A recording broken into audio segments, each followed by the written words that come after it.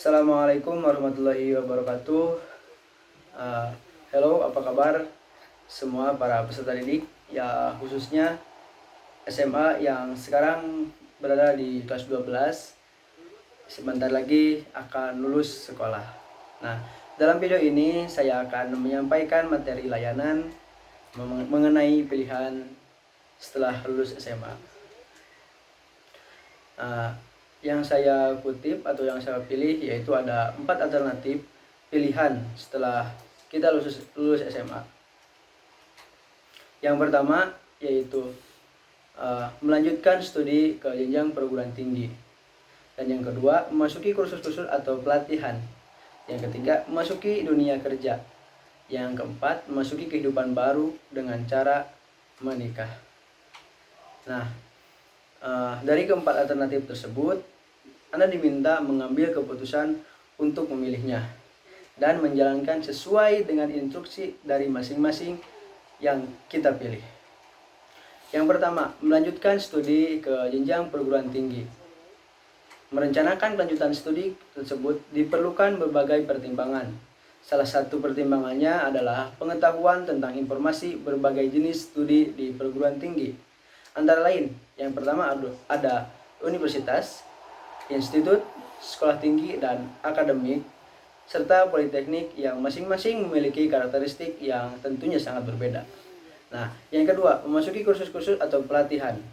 Seandainya Anda memilih tidak melanjutkan pendidikan ke perguruan tinggi, ada alternatif lain yang dapat Anda pilih untuk meningkatkan life skill dan dapat dijadikan sebagai modal untuk kerja mandiri atau wira swasta, yaitu dengan memasuki kursus-kursus keterampilan atau pelatihan yang dapat Anda pilih sesuai dengan minat dan bakat yang Anda miliki. Seperti misalnya kursus modeling, tata busana,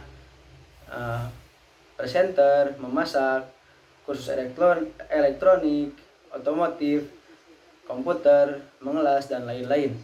Dan yang ketiga, memasuki dunia kerja. Nah, kerja merupakan kebutuhan manusia. Seseorang bekerja karena adanya sesuatu yang hendak dicapai, dan orang berharap dengan bekerja tersebut akan membawa mereka kepada suatu keadaan yang lebih baik dan memuaskan bagi dirinya. Pekerjaan adalah sumber penghasilan dan juga suatu kesempatan mengembangkan diri untuk berbakti. Sebagai suatu kesempatan, maka pekerjaan itu hendaknya tidak disia-siakan dan harus dimanfaatkan sebaik-baiknya. Tidak semua melanjutkan ke studi atau jenjang perguruan tinggi. Ada kalanya memilih memasuki dunia kerja karena ada berbagai alasan, yang misalnya berkaitan dengan faktor ekonomi dan lain sebagainya. Yang keempat, memasuki kehidupan baru atau disebut juga dengan menikah atau berkeluarga.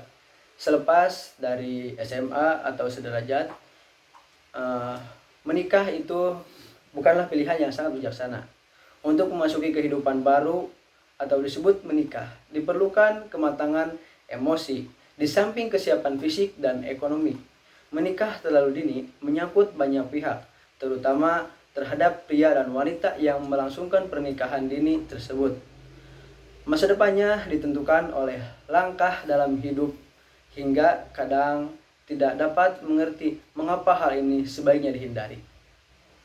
Nah, untuk mempersiapkan kematangan emosi di samping kesiapan fisik dan ekonomi, perlu waktu beberapa tahun ke depan. Remaja diberikan kesempatan untuk mengenal kehidupan masyarakat.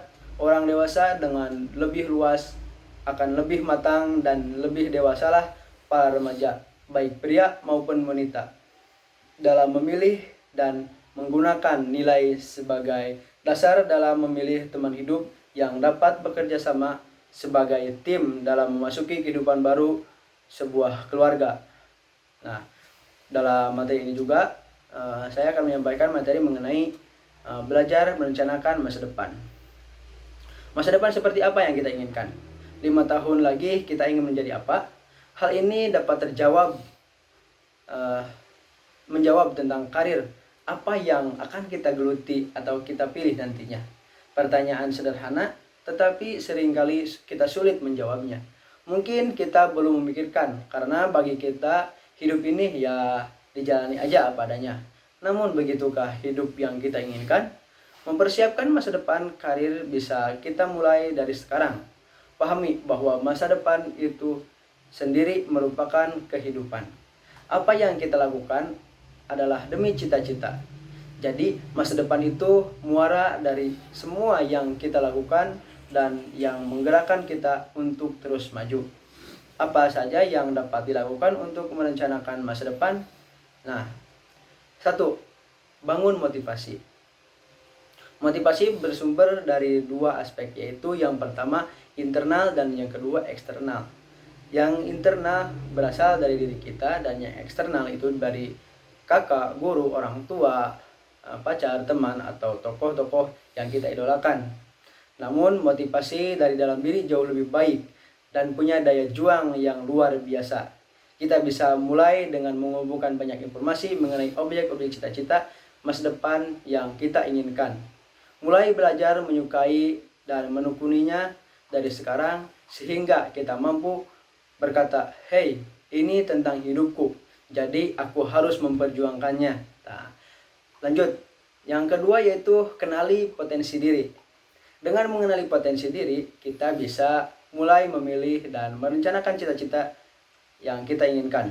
Caranya dengan melihat diri kita. Apa yang kita senangi, bakat kita, kemampuan kita, dan aspek lainnya yang kita punya. Lalu mengasahnya sehingga dapat menjadi lebih baik. Di lain sisi, hambatan-hambatan yang mungkin merintangi untuk mencapai cita-cita perlu juga kita pikirkan sehingga kita dapat merencanakan solusi secara cepat bagaimana mengatasi hambatan tersebut. Nah, yang ketiga, merencanakan target karir. Kita harus mulai mengambil keputusan mengenai cita-cita masa depan. Hal ini akan membantu kita untuk mengambil langkah-langkah yang diperlukan. Rencanakan masa depan yang kita tetapkan dapat berupa rencana jangka pendek dan jangka panjang. Untuk jangka pendek yaitu rentang 1-5 tahun. Dan yang jangka panjang yaitu rencana kita dalam 10 tahun ke depan. Nah, yang keempat, evaluasi rencana karir kita. Bisa saja di tengah perjalanan kita menemukan hal-hal baru yang membuat kita ingin mengubah yang menjadi rencana kita. Makanya kita harus terus mengevaluasi rencana masa depan kita. Yang penting apa yang kita rencanakan sesuai dengan kita, dengan diri kita, memberikan dampak positif dan memungkinkan untuk kita capai. Jadi memiliki cita-cita masa depan sangat penting.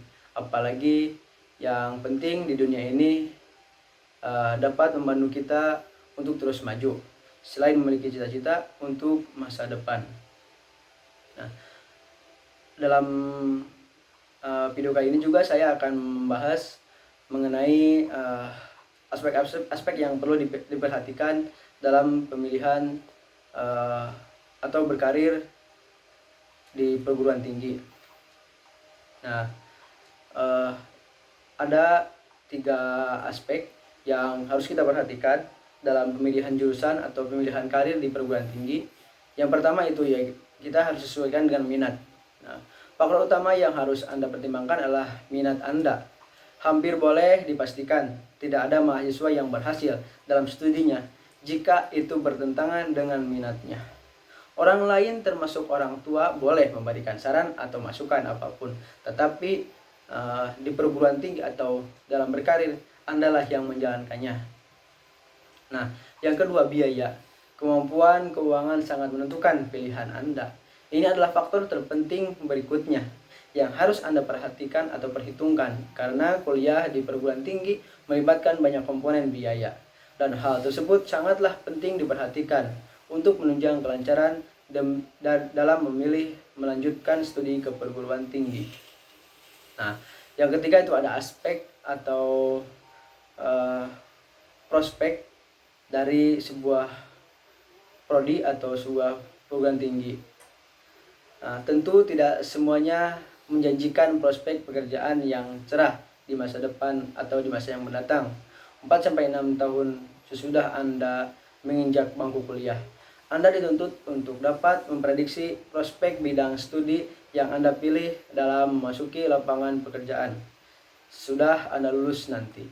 Nah, selain itu, faktor apalagi yang perlu kita lihat atau kita perhatikan dari suatu perguruan tinggi untuk menentukan pilihan karir? Yang selanjutnya itu ada reputasi yang bagus dari perguruan tinggi juga menjadi salah satu faktor agar setelah lulus nanti langkah kita ke depannya dalam bekerja atau berkarir lebih mudah, karena banyak lapangan pekerjaan yang memilih pekerja atau karyawannya dilihat dari reputasi perguruan tingginya. Yang kedua yaitu status akreditasi. Status akreditasi juga adalah suatu faktor yang paling sering digunakan oleh perguruan tinggi untuk mengiklankan dirinya. Tidak terlalu salah memang, karena hal itu menunjukkan mutu atau kemampuan perguruan tinggi tersebut dalam menyelenggarakan suatu program studi. Yang ketiga, jalur dan jenjang pendidikan. Berapa lama Anda mau menghabiskan waktu di bangku kuliah? Secepatnya, berapa cepat? Selain ditentukan oleh kemampuan Anda, hal ini juga tergantung dari jalur atau jenjang pendidikan yang Anda ambil.